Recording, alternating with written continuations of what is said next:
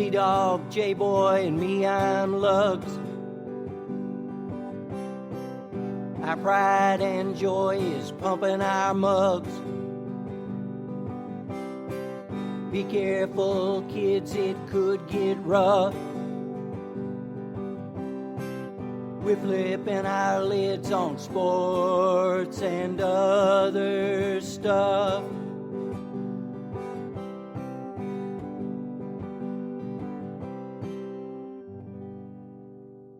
Coming to you from a tin shack on the shores of Jamaica, that's Sports Hotbed. I'm Lux. Hello. I'm T-Dog. Excellent. All right, this is Sports and Other Stuff. Here's what we have for you tonight. Baylor men national champs. Stanford women national champs. In the NFL, Sam Darnold goes to the Carolina Panthers. North Carolina enters the Hubert Davis era. And don't look now, but the final Jeopardy answer is Aaron Rodgers? Okay, so let's get started. It was never close, within 9 points only once. Baylor spoils Gonzaga's run at an undefeated season with a no doubt about it wire-to-wire win in the big game. Gents, what did you think of that? Well, I think they took a page out of UCLA's book and they just slowed it right down. Plus, I don't think they were calling too many fouls. There were people flying all over the court, hitting the walls. I mean, it was wild. I get that they want to let them play. But, yeah, Gonzaga, I had them going all the way. But you got to give it to the Baylor Bears. They did it. So, and that coach's stock is really as high as it's ever going to be at this point, of course. Yeah, but Drew can't leave now, right? I mean, he's built that program from where it started in total ruins to now being a national champion. I mean, he can't leave. I mean, we'll get to it later, but you know, like anyone who comes after him will have to live in his shadow regardless after at Baylor. There's no reason for him to go somewhere else and be the shadow of someone else. So, but anyway, let's talk about the game. It really just came down to, Baylor was more athletic. Obviously, their defense was very disrupted. They out-rebounded them by at least, I think, 14 rebounds overall. I think Baylor had like a ridiculous number of offensive rebounds. I think it was even like 17 just offensive rebounds. And they were hitting from the 3-point range. I think they were over 40% for 3 points. And they had close to 20 points off the bench, which has been the thing that's consistently happened with the Baylor in these last few games of the tournament, where their bench just comes up huge. They were the better team. I mean, that's all I got to really say about it. As far as rebounding, that one guy, I think his name's Vital or Vitale. Yep. Vital, number 11. Yep. I mean, he seemed to be like Dennis Rodman. He knew where the ball was going to be. He couldn't really score, but, man, he could do some rebounding. So, and not the tallest guy on the court either, but they were so fast is what struck me. And so many guys who could just come at you. That defense was swarming. It was unbelievable, and Gonzaga never got in its rhythm. Do you agree? I don't think they ever got in any sort of offensive rhythm after a full year of kind of knowing what to do every game. It also didn't help that Timmy was in foul trouble for, it felt like, big portions of the game. Chris Burt played well for the most part, and so did Suggs. And I know Butler was the highest scorer for Baylor, but the guy who impressed me through the whole tournament, to me, I thought the best player on Baylor was Mitchell, their guard. Yeah. Just his ability to distribute, and particularly when it got to the end of games, he would essentially just lollygag, and then he would take his first step to the rim and either get like a layup, or he'd draw a foul and go to the line. I just thought he was just a complete closer for that Baylor team. Yeah, and you got to say about Drew, 18 years ago, he goes there and he's taking auditions and tryouts for guys to play on the team. And now he wins a national championship. Enough said there, but that Suggs guy in Gonzaga, by the way, one and done, he's going NBA pro. So they'll have to reload a little bit, and he's a hell of a player for them. And they've got guys coming through the portal and through just your normal kid signing. But Robert Montgomery Knight and the 76 Indiana Hoosiers dodged a bullet again. Still the only or the last undefeated team. You know what? Come on. I know I'm a fan of IU, but I was okay with Gonzaga winning it. I don't want to be a part. I don't want to be a fan of a fan base rooting against another team. I don't want to be like the 72 Dolphins. Those guys are the most unlikable bunch of schlubs anyone can think of.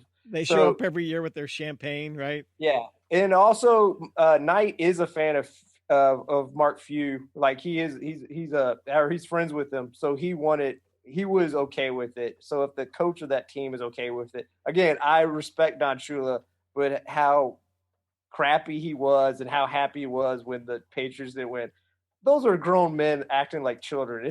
It's embarrassing to a fan base. Mercury Morris and yeah. I think it's ridiculous. That's all I got to say.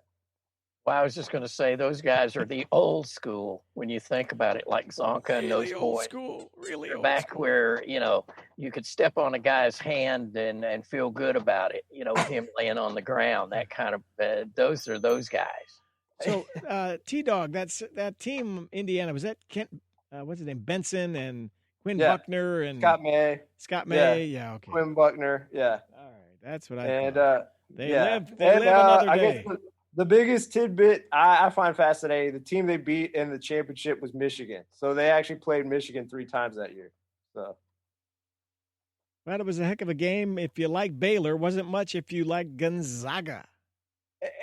And also interesting to note too, Drew and Few are also friends, and supposedly when they're up there, they actually played, I guess, as doubles in a pickleball tournament. So there you go. Just that you know your true friends when you play pickleball with someone. Pickleball, man. Pickleball. I didn't know people claimed to even play Bonding that. over pickleball. Yeah, I like that. Look, no disrespect to pickleball, but Drew and Few are slightly older, but they're still 30 to 40 years to be in playing pickleball. Yeah, we're not going to slight pickleball on this podcast. Yeah. We don't want any hate mail. No, the pickleball. To the sport weasels. We ain't going there. All right, so Stanford, who had beaten the Louisville women in the Elite Eight, eked out a close one, and they claimed their first NCAA Women's Championship in 29 years, so good for them. Yeah, I mean, and, UConn was supposed to take it all, but it didn't happen. You got to give it to Stanford. And I think that team, I think most of those people are coming back, and U of L, most of those girls are coming back. So we should see them again next year. Yep, he only loses All-American Dana Evans. All right. That'll hurt, but I was just going to say that'll hurt, but they've done such a good job of replacing their top-tier players. They'll have someone else in. So, all right, let's move on to the NFL. The big trade, the New York Jets say, hey, we're going to go with a rookie quarterback next season, trading their former 3rd overall pick from 2018, Sam Darnold, to the Carolina Panthers. So, guys, who will be the quarterback for the Jets this fall? Who's going to suit up out of the draft? Come on, let's go. Well, Zach, I would say, but you never know with the Jets. Saleh gives me a little hope that they've got some common sense, but what's his name? Joe Douglas makes me a little nervous. So that's about all I can say. Good for Sam Darnold. Carolina is a good team for him. That's a good offensive coordinator and coaching staff. I think, and I think, unfortunately for our one of our favorites, Teddy Bridgewater, I think he's going to be moved on to someplace else. You don't think they'll challenge each other for the job? Is it Darnold's to lose? You're saying it's Darnold's job no matter what? I do. Pretty much? I do. All right. Yeah, I do. I mean, Teddy, 8 games last year where he was running the team, last drive to win it, and never won one. If he had won a couple of those, I could see them bringing him back. But as soon as that happened, it was like he's a great backup, and he'll make a great coach just because he studies. But, yeah. I think the amount of draft capital that the Carolina Panthers gave up They gave up only a 6th-round pick for this year, right? But they gave up a 2nd-round pick and a 4th-round pick for next year. Mm-hmm. And they already, I guess, have agreed to, with Sam Darnold's agent, they're going to pick up his 5th-year option. He's in his 4th year, coming into his 4th year. So that's the amount of guaranteed money he's going to see over the next 2 years. I think that pretty much guarantees him the starting job. And even though it's funny, you hear some people be like, oh, they could still draft a quarterback at the 8th pick. They're not drafting a quarterback with the 8th pick now. Like, clearly one of the top 3, and like kind of like with the top 3, it feels like it's gonna be Trevor Lawrence, Zach Wilson, and Mac Jones. So clearly, I guess they liked one of those guys, because when the 49ers made that move, obviously Carolina organized to get Sam Darnold. So clearly they like one of those guys. So the interesting thing, fallout from this, and I mean, we can get to this afterwards maybe a little bit, but Trey Lance and Justin Fields obviously are not in there. They did not view them as someone that they wanted to go get, and kind of with the the Joe Brady. If you look at their offense, they have Robbie Anderson, who obviously Sam Darnold has already played with and has had success with when he was with the Jets. And then they have DJ Moore, who's probably their most gifted, and I think their most special wide receiver currently on the roster. I think Sam Darnold, and you have Christian McCaffrey coming back. His offense is a lot better.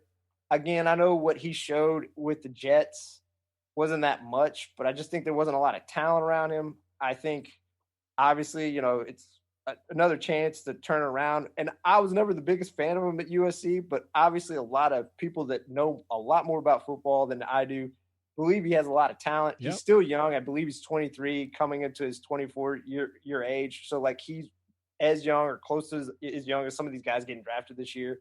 So I think it was a wise move. They didn't give up that much draft capital, so they can still get a great tackle or wide receiver at 8. So I think it was a great move by Carolina all around. So it's a do-over for him, basically, at a young age. Why not? Yeah. And they really have a decent offensive line that's still intact. And last year they were pretty much injury-free in that regard. So he should have pretty much every advantage at this point. Good receivers, a good running back. I think they traded for a tight end. I can't remember who. But he will have some options. And I know we always joke about it. Matt Rule, I believe in Matt Rule. I just think they're on the way up. And I'm not going to say I was ever the biggest fan of Sam Darnold. I'm not. But if Matt Rule believes in him, and I think Joe Brady, you look at what he did with Joe Burrow 2 years ago at LSU, I think if he can't make it with Carolina Panthers next year, he's never going to make it. So if you're Zach Wilson and you're drafted by the Jets, you just went, whoops, I'm in the media capital of the world. That's a lot of pressure on a kid. Suddenly already he's been anointed, and he's probably being run around by the press already to get tabloid stuff. Particularly coming from Provo. Hello. Yeah. Yes. I think, but again, you kind of look at what they got out of it. They got a 2nd-round pick for next year and a 4th-round pick. I mean, I know they got the 6th-round pick, but, like, they're building up draft capital. Obviously, I believe in Joe Douglas. I think when he took over, like, I guess, like a year or two ago, if you look at what they've done, I think he's doing a good job reshaping the roster and what he wants it to be. The Saleh hire was, I think, a good hire. Oh, yeah. And I think Zach Wilson has clearly shown a lot of talent. So I'm not going to say he will work out. None of us know if any of these guys will work out, but he has a lot of talent. And obviously it's best to just reset. They don't want to pay the money up front. Like they want to start to do the clock with a rookie quarterback. So I think it was a good move on both ends. All right, let's move on. Former Tar Heel player Hubert Davis becomes North Carolina's new head basketball coach.